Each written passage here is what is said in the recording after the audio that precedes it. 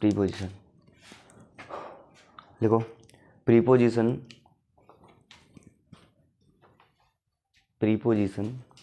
Is a word और a group of word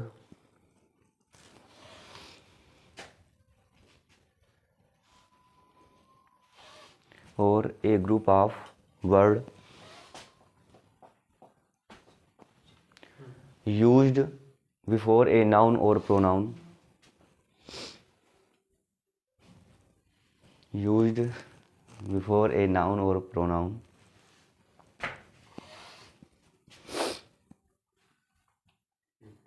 to denote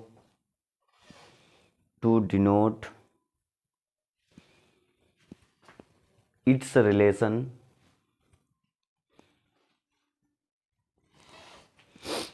लिख लिया, its relation with some other words,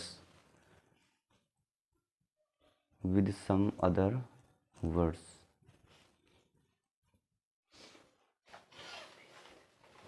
लिख लिया। यानी कि प्रीपोजिशन एक ऐसा शब्द या शब्द समूह है जो नाउन या प्रोनाउन से पहले प्रयोग होकर अन्य शब्दों के साथ वह अपना संबंध बताता है, वह क्या कहलाता है? प्रीपोजिशन कहलाता है। ठीक है, जैसे हमने यहाँ पर एक वर्ड सेंटेंस लिखा,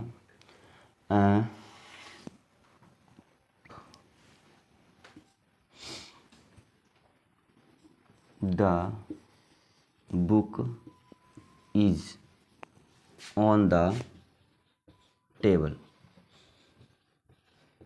ठीक है, ये देखिएगा जो प्रीपोजिशन है, ये देखिएगा एक नाउन से पहले प्रयोग हुआ है नहीं, और ये बताता है कि जो ये बुक है वो कहाँ पर है?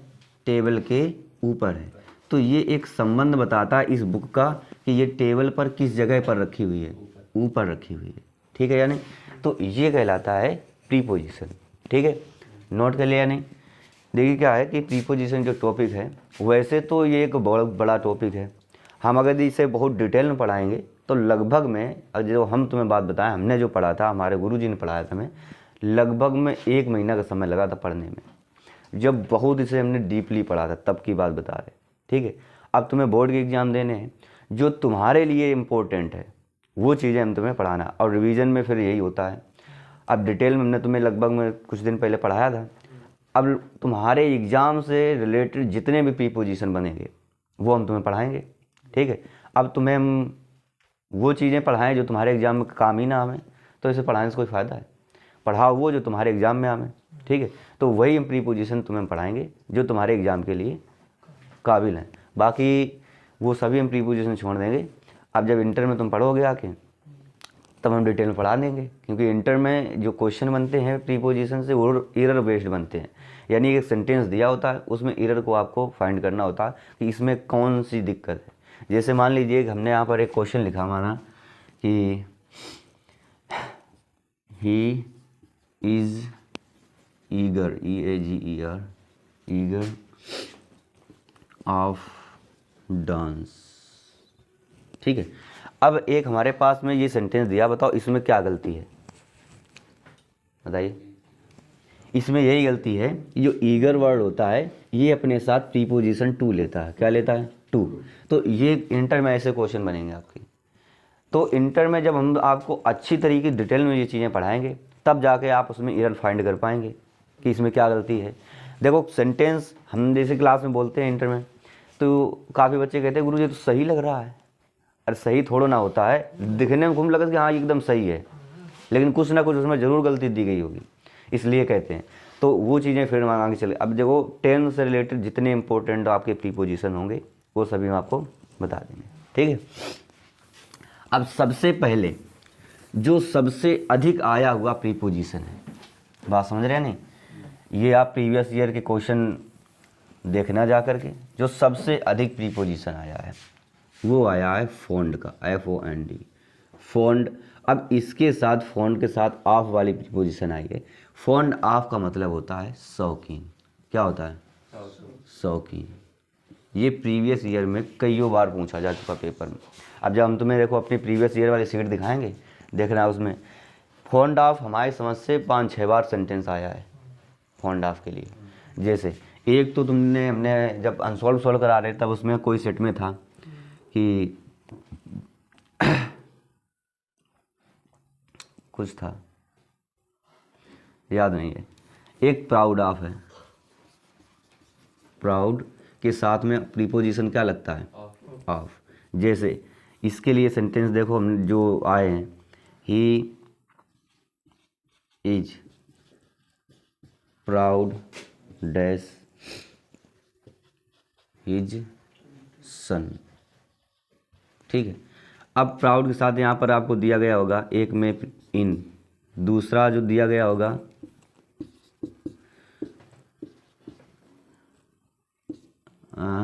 ऑफ, ठीक है, तीसरा दिया हो गया होगा सी, मान लीजिए यहाँ दिया है फ्रॉम, एक दिया है डी में। बताओ इसमें कौन सा प्रीपोजिशन फिल किया जाएगा? हैं? प्राउड के साथ क्या लगता है? ऑफ लगता है। उसे अपने पुत्र पर गर्व है। तो ये दो प्रीपोजिशन ऐसी हैं जो आपके एग्जाम में कई बार पूछी गई हैं। इनको आप ज़रूर नोट कर लीजिए कि फॉन्ट के साथ क्या आता है? ऑफ आता है, और प्राउड के साथ क्या आता है? ऑफ आता है। ये दोनों प्रीपोजिशन, और सबसे अधिक तो ये वाली पूछी गई है, प्राउड वाली। ठीक है, तो ये दोनों आप नोट कर लीजिए। प्राउड ऑफ का मतलब क्या होता है? गर्व होना किसी पर। ठीक है, और फॉन्ड ऑफ का मतलब क्या होता है? शौकीन। ठीक है, नोट कर लो दो प्रीपोजिशन। ये सब पॉइंट बना के लिखते जाना। ठीक है, हम आपको इम्पोर्टेंट प्रीपोजिशन के लिए बता रहे हैं, डिटेल में हम इसको नहीं पढ़ा रहे हैं। ठीक है, ये एक रिवीजन बैच है। जैसे कुछ ऑनलाइन बच्चे होंगे तो ये रिवीजन बैच है। जो भी क्लास 10th और यूपी बोर्ड का एग्ज़ाम देगा तो उनमें उनको जो भी हम बोर्ड पे पढ़ा रहे हैं उनसे कोई अदर प्रीवियस ईयर से लेकर के आगे आने वाले मतलब आपके एग्ज़ाम में चांस तो हमारा यही है कि यही हमने जो अनुभव किया है यही रहेगा कि आगे जो हम पढ़ा रहे हैं उससे अदर कोई भी प्रीपोजिशन आपको नहीं एग्जाम में मिलेगा। और प्रीवियस ईयर की तो हम बात कर रहे गारंटी लेंगे, क्योंकि आप देख भी सकेंगे प्रीवियस ईयर में उस यहाँ से कोई अदर प्रीपोजिशन आपका नहीं बनेगा, ये हम गारंटी ले रहे हैं। तो वही हम बता रहे हैं। अगला लिखेंगे डाई के साथ, DIE। इसका मतलब क्या होता है? मरना ही तो होता है। ठीक, डाई के साथ में प्रीपोजिशन हम बताएंगे आपको 4। ठीक, एक तो डाई के साथ प्रीपोजिशन ऑफ लगाएंगे, ऑफ। क्या लगाएंगे? ऑफ। ये कब लगाएंगे? जब किसी भी बीमारी से कोई व्यक्ति मरेगा। बात समझ में आ रही है नहीं? कोई भी व्यक्ति है यदि वह बीमारी से मर रहा है तो उसके साथ क्या लगाएंगे आप?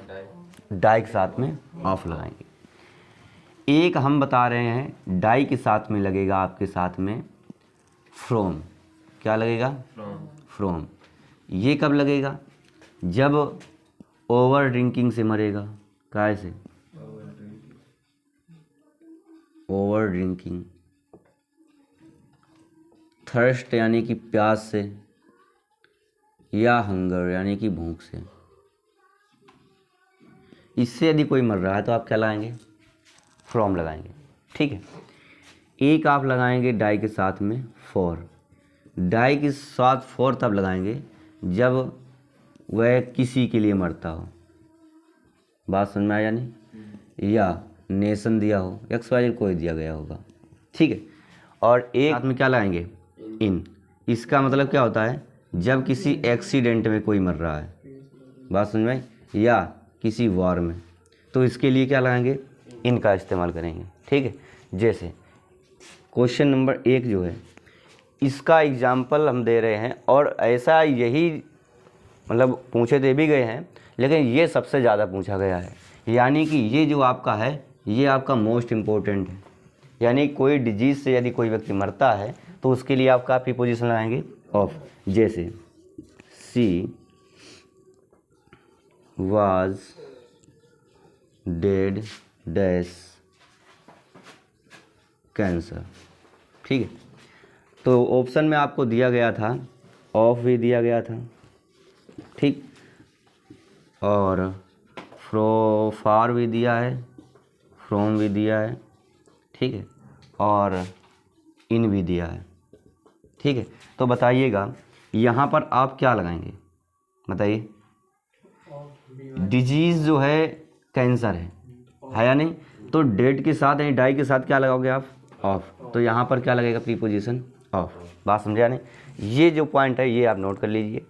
यदि कोई बीमारी से मरता है, डिजीज़ से मरता है, तो उसके लिए क्या लगाएंगे, ऑफ लगाएंगे। ओवर ड्रिंकिंग, थर्स्ट या हंगर यानी भूख प्यास से मर रहा है तो क्या लाएंगे, फ्रॉम।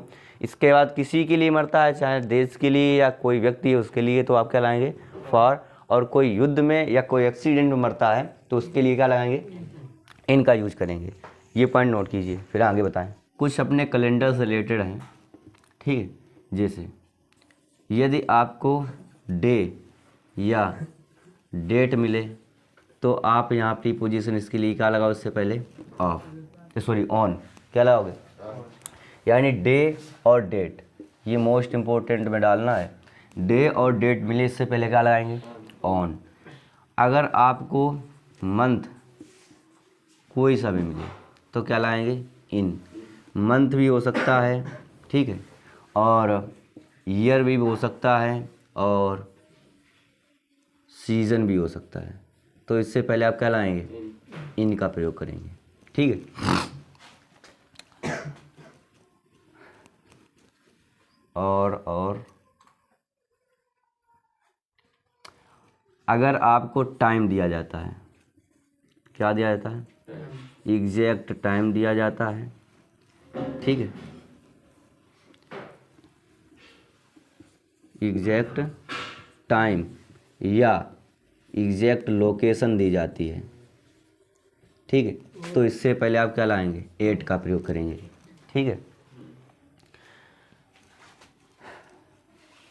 बात समझ गया नहीं, यानी डे और डेट है तो इसके लिए क्या लगाओगे, ऑन। मंथ या ईयर है तो इससे पहले क्या लगाओगे, इनका प्रयोग करेंगे। एग्जैक्ट टाइम या एग्जैक्ट लोकेशन है तो उससे पहले क्या करोगे, एट का प्रयोग करोगे। जैसे he reads the book dash 8 o'clock। बात समझ रहे नहीं, यहाँ पर प्रीपोजिशन दिया जाता है आपको इन, दूसरा ऑप्शन 8, तीसरा ऑप्शन ऑन, और चौथा ऑप्शन आपको दिया जा रहा है नो प्रीपोजिशन, ठीक है। बताओ तो यहाँ पर क्या भरा जाएगा, ये एग्जैक्ट टाइम दिया बेटा, ध्यान से सुनो, 8 बजे, वह 8 बजे पुस्तक पढ़ता है, ये आपका एक एग्जैक्ट टाइम दिया गया, और टाइम के लिए आप क्या लाएंगे, एट का प्रयोग करेंगे। एग्जैक्ट टाइम हो या एग्जैक्ट लोकेशन हो तो उसके लिए आप क्या लाएंगे, एट का प्रयोग करेंगे। बात समझ में आया नहीं। नेक्स्ट क्वेश्चन देखिए, इसमें हम आपके थोड़े ज़्यादा डिटेल में एक्सप्लेन कर देंगे एग्जाम्पल में। Raju reached Delhi dash MONDAY dash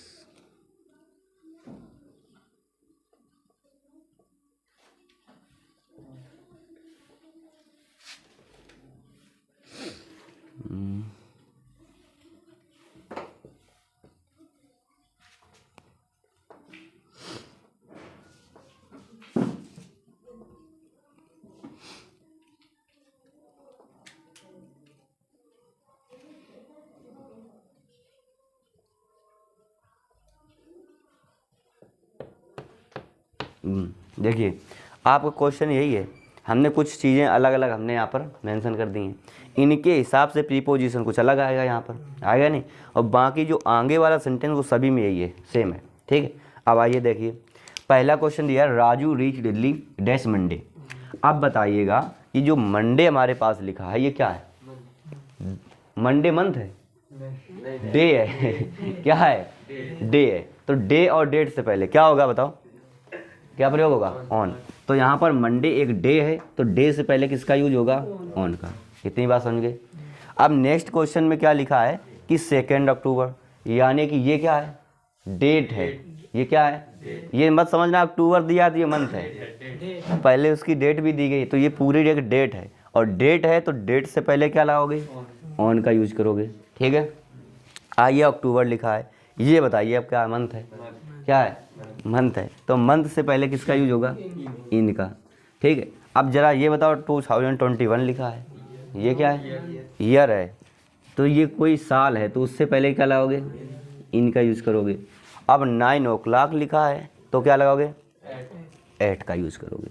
बताओ कोई दिक्कत, यानी कि ये तुम्हें याद रखना है कि डे और डेट है तो उससे पहले आप क्या लगाओगे, प्रीपोजिशन ऑन। मंथ, ईयर या सीजन है तो उससे पहले क्या लगाओगे, इन। एग्जैक्ट टाइम या एग्जैक्ट लोकेशन है तो क्या लगाओगे, 8 का यूज़ करोगे। ठीक है, और ज़्यादातर तुम्हारे क्वेश्चन बने वो इन दो से हैं, तो तीनों बनते तीनों से हैं। ठीक है, ये मत समझना कोई एक दूसरे से कम है, पता नहीं कौन सा प्रीपोजिशन तुमसे एग्जाम में पूछ दे। ठीक है, इसलिए तीनों को अच्छे से नोट करो और ये एग्जाम्पल भी नोट करो, स्पीड में करो।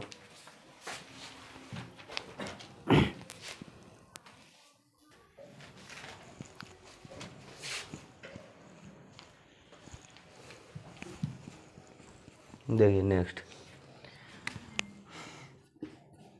सिंस और एक आपका फॉर। ठीक है, सिंस का प्रयोग किया जाता है पॉइंट ऑफ टाइम के लिए, पॉइंट ऑफ टाइम के लिए। ठीक है, और जो फॉर है इसका प्रयोग किया जाता है पीरियड ऑफ टाइम के लिए।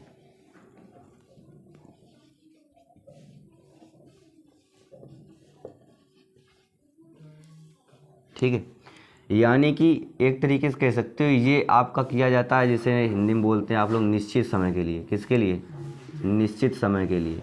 और ये वाला एक तरीके से बोलते हैं अनिश्चित समय के लिए। बात सुनना है या नहीं, अनिश्चित समय के लिए।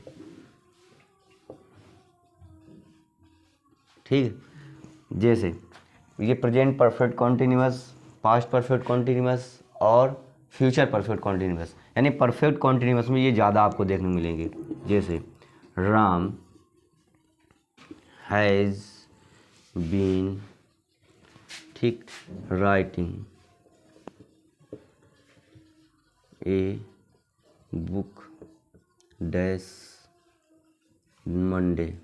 ठीक, और सुमन had been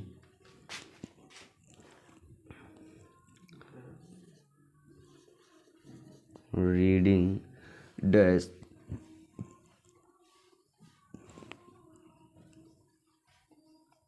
months। ठीक है, अब देखिएगा यहाँ पर Ram has been writing a book dash Monday. अब मंडे एक फिक्स टाइम हो गया, यानी कि पॉइंट ऑफ टाइम कैसे, जैसे हम कि कब की एक निश्चित समय उसने बता दिया कि कब की बात हो रही है, मंडे से वह पढ़ रही है। एक निश्चित समय उसने बता दिया कि हमसे कहा, तो हमने पूछा कब से पढ़ रही, हमने कहा, उसने कहा मंडे से पढ़ रही है। इसका मतलब क्या हुआ, उसने फिक्स यानी निश्चित एक समय हमें बता दिया कि वो कब से पढ़ रही है, मंडे से। तो ये हमारे पास में निश्चित समय है, तो इसके लिए यहाँ पर हम प्रीपोजिशन क्या देंगे, सिंस। अब हमसे कहा गया Suman had been reading dash months, यानी 2 मंथ्स, यानी कितने महीनों से पढ़ रही है, 2 महीने से। ये एक ड्यूरेशन ऑफ टाइम है, यानी कि एक अवधि बताई गई है, कितने दिनों से या कितने महीनों से पढ़ रही है, 2 महीनों से पढ़ रही है। तो ये अवधि होती है, या कह सकते हो ड्यूरेशन कह सकते हो, अनिश्चित समय कह सकते हो। ये इसके लिए जो प्रीपोजिशन बनाया गया वो क्या है आपका, बताओ, फॉर। तो इसके लिए आप क्या लाएंगे यहाँ पर, फॉर। ये आपने बचपन में पढ़े होंगे। ठीक है, ये भी आपके क्वेश्चन यहाँ से बहुत ज़्यादा बनते हैं, नोट कर लो इन्हें भी।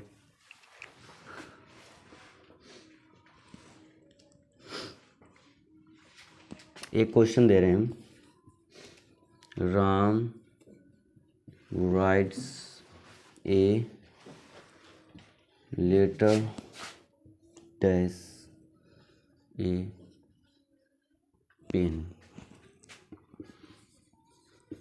Ram writes a letter dash ink.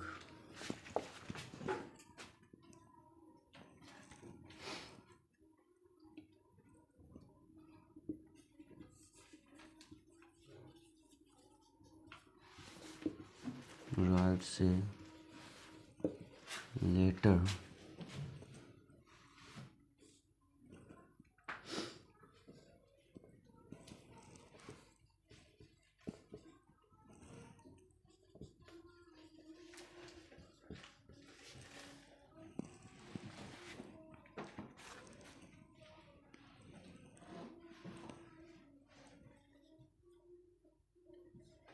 Blue ink. ठीक है, ये आपके क्वेश्चन है, शुरू है। ठीक है, ये क्वेश्चन कुछ है। अब इसमें आप किसका यूज़ करेंगे देखिएगा, कोई ज़रूरी नहीं कि ये क्वेश्चन है, ऐसे ही रिलेटेड इससे काफ़ी क्वेश्चन बन सकते हैं।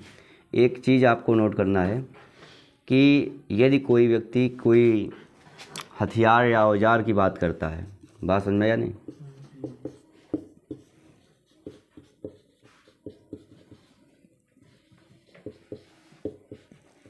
ठीक है,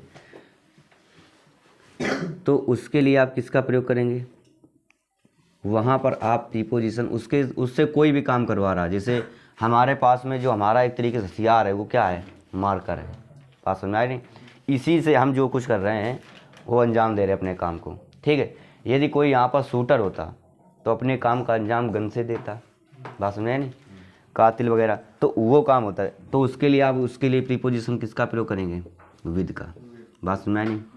जैसे राम राइट से लेटर डैश ए पेन, काय से लिख रहा है, एक पेन से लिख रहा है, तो उसके लिए पेन उसका एक हथियार माना जाएगा। ठीक है, तो उसके पहले आप किसका इस्तेमाल करेंगे, विद का। ठीक है, अब आइए नीचे, लिखा ही राइट से लेटर डैश इंक, वह काय से पत्र लिख रहा है, इंक से। अब यहाँ विद का प्रयोग नहीं करोगे, यहाँ इंक स्याही हो या वो खून से लिख रहा हो पत्र, खून से लिखे जाते हैं, समझे, तो उसके लिए आप क्या लगाएंगे, यहाँ पर इसके लिए इस प्रीपोजिशन इन है, यानी कि ब्लड से लिखे या इंक से लिखे, तो इनके लिए जो प्रीपोजिशन है वो क्या है, इन प्रयोग करेंगे। अब ये क्वेश्चन में बताइएगा, इसमें पहले में क्या भरेंगे, दूसरे में क्या भरेंगे, बताओ। पहले में विद का प्रयोग, क्योंकि लिंक स्टार पेन की बात हो रहा है, उससे लिख रहा है, तो उसके लिए आप क्या लगाएंगे, विद। ठीक है, अब काय से लिख रहा है, ब्लू इंक में, काय में लिख रहा है, ब्लू इंक में, तो ब्लू इंक के लिए क्या लगाएंगे, बताओ, इन का प्रयोग करेंगे। आज की क्लास में इतना ही, बाकी कल के जो पार्ट आएंगे, परसों पार्ट कुछ डालेंगे, ठीक है, तो उनमें हम कुछ इंपॉर्टेंट ही कॉन्सेप्ट आपको बताएंगे। अभी तक मैंने जितने भी प्रीपोजिशन आप लोगों को बताए हैं, ये इसमें से कोई ऐसा क्वेश्चन यानी कोई भी ऐसा मैंने प्रीपोजिशन नहीं बताया है जो आपके एग्ज़ाम में ना आया हो। तो यदि आप लोग हमारी वीडियोज़ को पर डे और रेगुलर देखेंगे तो आपको एक अलग ही कॉन्फिडेंस जागेगा जब आप अनसॉल्व अपना सॉल्व करेंगे, क्योंकि ज़्यादातर क्वेश्चन आपको यहीं से मिलेंगे। क्योंकि मैंने पिछले 5 साल से पढ़ा रहा हूँ अंग्रेजी, तो मैंने काफ़ी एक्सपीरियंस किया है कि कैसे एग्ज़ाम में क्वेश्चन बनते हैं। तो आगे की वीडियो आप लगातार देखते रहिएगा जब तक आपके एग्ज़ाम नहीं होते हैं, तो आपको एक अलग ही कॉन्फिडेंस एग्ज़ाम में देखने को मिलेगा। तो आज के लिए इतना ही, मिलते हैं कल फिर एक नए पार्ट के साथ में और अच्छे कॉन्सेप्टों के साथ में। तब तक के लिए जय हिंद।